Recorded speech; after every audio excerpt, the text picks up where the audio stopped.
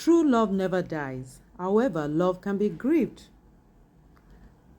In any marriage, love can be grieved if you don't do the right thing. Love must be nurtured. So, today I'm going to talk about 10 different ways love can be destroyed in a marriage. Before I go on, please like, follow, and share so that this can reach as many people as possible. So let's get into it. Number 1, lack of communication. If you don't talk, if you used to talk and you now talk less in your marriage, something is wrong. You need to redress that. If you no longer talk, something needs to be done. If you talk and you don't talk about each other, because there are couples who they talk, but they talk about the children, they talk about, house bills, they talk about neighbors, but they never, about each other. You need to be able to bare your soul to your spouse and vice versa. That is what effective communication in a marriage is. Otherwise, you're just living as, you're just cohabiting. That's number 1. Number 2, quickly, unforgiveness. Learn to forgive. Unforgiveness destroys love in a marriage. Because with unforgiveness, you keep rehashing what has been done to hurt you. And as you rehash what has been done to hurt you, you get angry and upset and more resolved. You are more resolved to not forgive. It doesn't help the marriage. It kills love. It destroys love in a marriage. Number 3, quickly, undefined boundaries. What do I mean by undefined boundaries? When you meet your partner, both of you are coming with different ideas about life, with different habits. You need to understand what your partner likes and what he or she doesn't like, so that you can understand each other's boundaries and know how to, either compromise or not cross boundaries.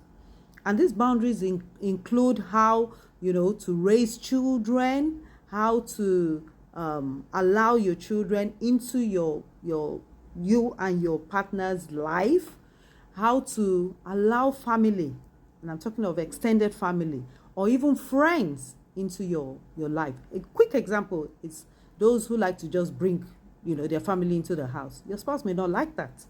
So these are things that you need to talk about, because these are the issues that can destroy love in your home. Number 4 is infidelity. Don't do it. Don't cheat.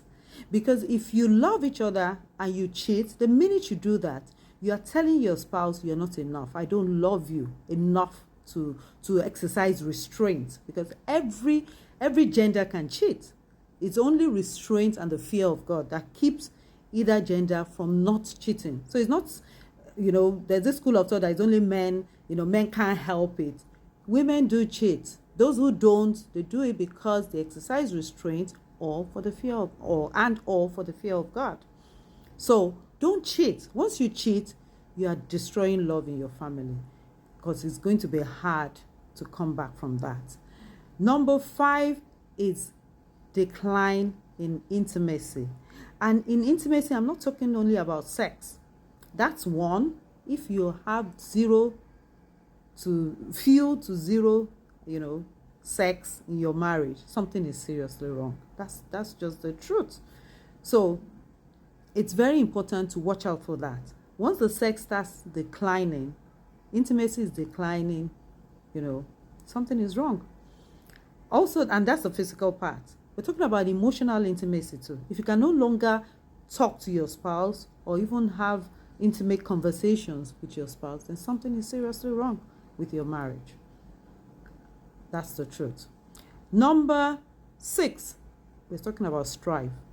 Stop quarreling, stop fighting.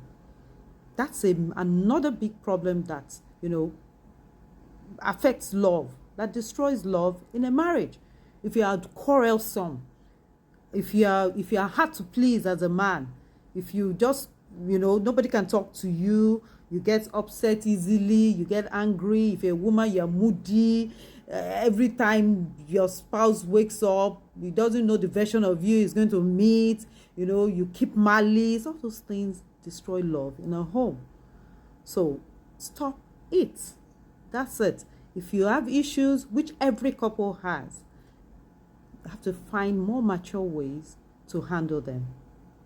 Sit down, talk about it, and everybody apologize if need be, or explain.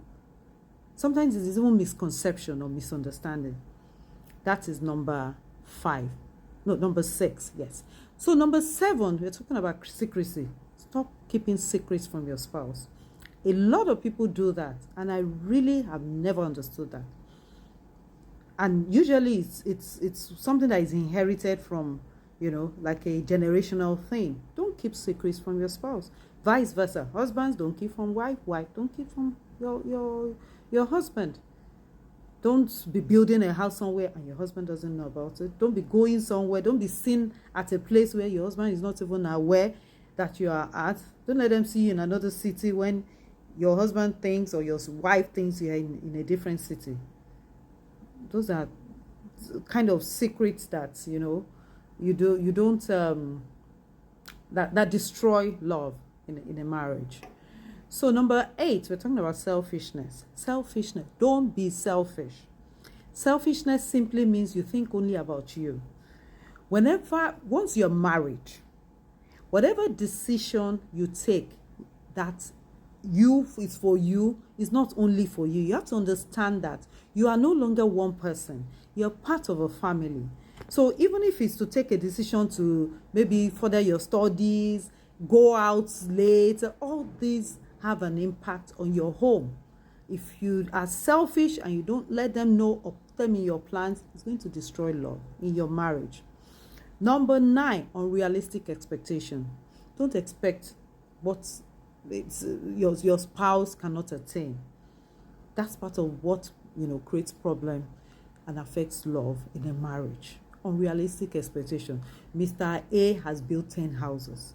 Why is your spouse, who doesn't even have a permanent job yet, is being asked to do same? Those are unrealistic expectations. So those are part of the things that destroy love in a home. And last but not the least, we're talking about substance abuse and mental health. Don't use drugs. Don't do that. Mental health too. Mental health issues affect love in a marriage. The minute you see that you have a problem, seek people who can help. Well-trained people who can help you, because whatever you're going to go through is going to affect your spouse and your family. Those are the things that can kill love in a marriage. I'll have to wrap up now because there's so much more, but for today we just have to make do with that 10. So see you tomorrow. Today is day 27. Tomorrow is the last day of our talking about love for 28 days. See you tomorrow. Bye.